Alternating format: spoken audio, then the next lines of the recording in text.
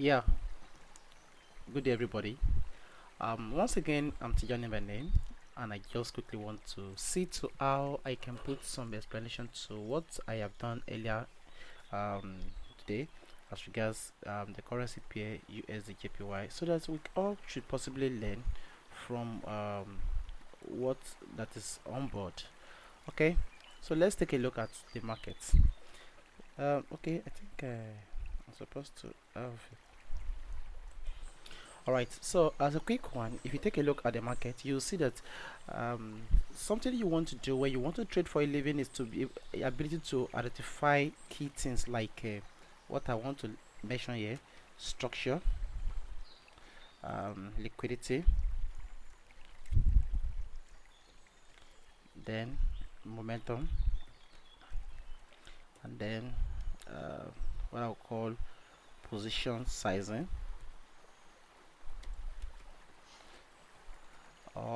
This position size is what we call risk management, management. Sometimes we mix it up with what we call money management, but they are not the same.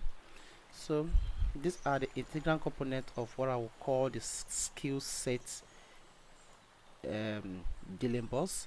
So we equally have what we call, this is the skill set, and then we have the self mastery, and this contains the emotions and psychological management.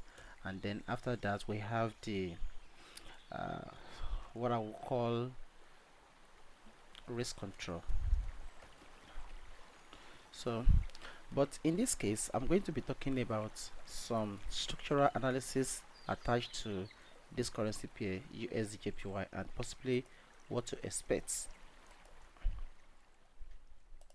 Taking a look at the market, you want to see from left, you will see the right by looking the left. That is the slogan in the forex business.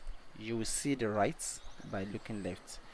You see the right by looking left in FS. Okay, so if you're the kind of person you want to make money from the market, you just need to know what is happening previously and then using it to determine what will happen in the future, and that is the basis for which forex and technical analysis is founded. So by way of structure, you need to consider only the major swings, and these are the major swing in this case. So I will say I have my supplies, and the market has just given us what we call a low, and then a lower low.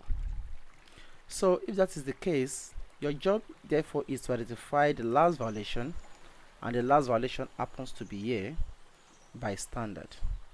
Normally, if you look at the market from the microscopic concept, you are bound to think these levels are significant. Rather, they aren't, because the movement within them are completely less significant compared to the swing that we have identified here. So you learn to make your charts look clear of noise. So you mingle or you maneuver the chart to reflect only the major swing within the recent price action. So given that we have our last violation at this point, if you fall back to the video I did some time back, you got to see where I talked about the breaker block. I said in that video that a breaker block BB is a last consolidation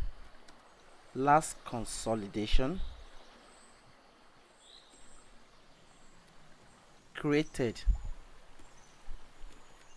prior to the violation of a structure. So if you need to watch that video, please, I still have it on my handle. Please fall back and watch it and stay guided accordingly. So if this is the last violation in this place and this is the last structure violated at this place, Notice that immediately the market violated this level, there was a comeback, and this comeback gave us what we call our FTR, or something that I will call my flag limit. So, but before this violation, there was a structural pushback around this point where we have this candlestick. Now, taking a look at this, some trader within this body of this candlestick did a buy with the hope that the market will reverse at this point.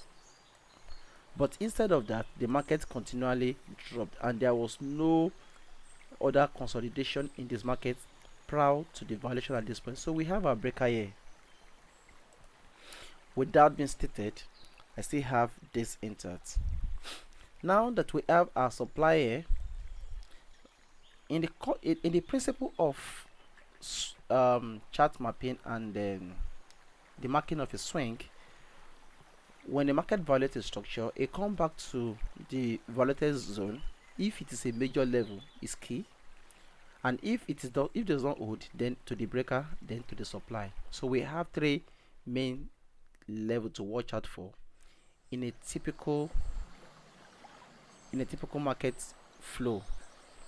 Now, with this being said, I have my structural formation here, and this considered to be my last swing to the downside. So I want to find a confluence to possibly watch out for, and therefore I apply my fib just to identify the optimal trade entry in that market.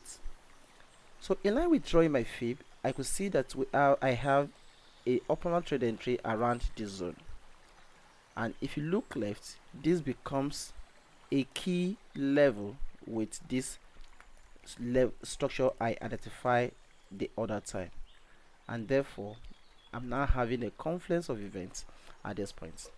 So when you apply your fib and you project your optimal trade entry in the market, you want to make sure that it forms a confluence with a key structure. That key structure could be your FTR,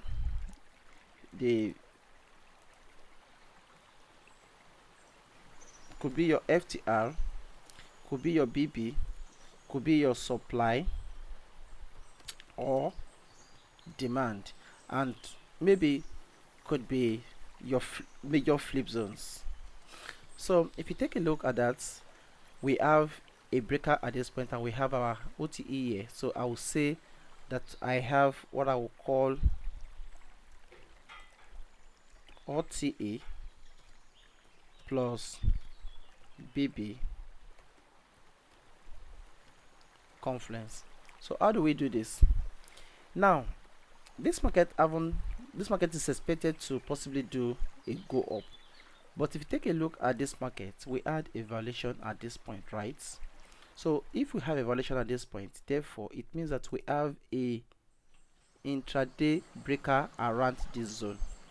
Like this is the last consolidation that was formed before the violation at this point. So this is the game plan.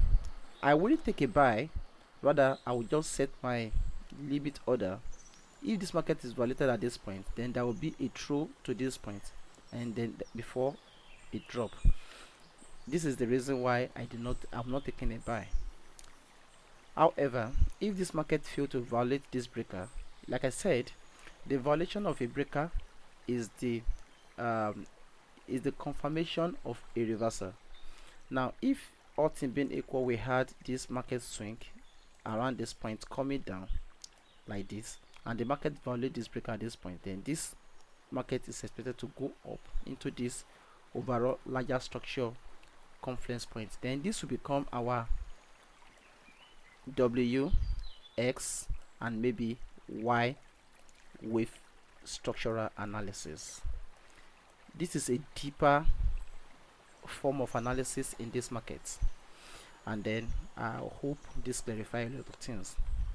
However, if this market fails to go above this level and holds, I will be taking a sell,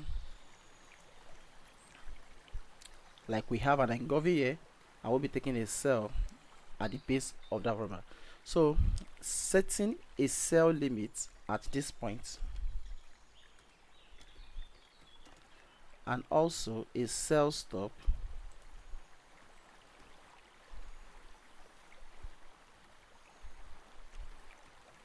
sell stop at this point wouldn't be a bad idea as far as business is concerned, but I would rather conservatively and in line with risk to reward ratio principle set a limit instead of a stop in this case, as I still expect the structure to play out.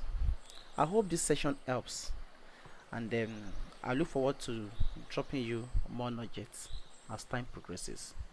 Do have a wonderful stay and enjoy your trading work. By way of introduction again, my name is Tijani Latif Oluwagemiga. Do have a wonderful day ahead. Bye bye.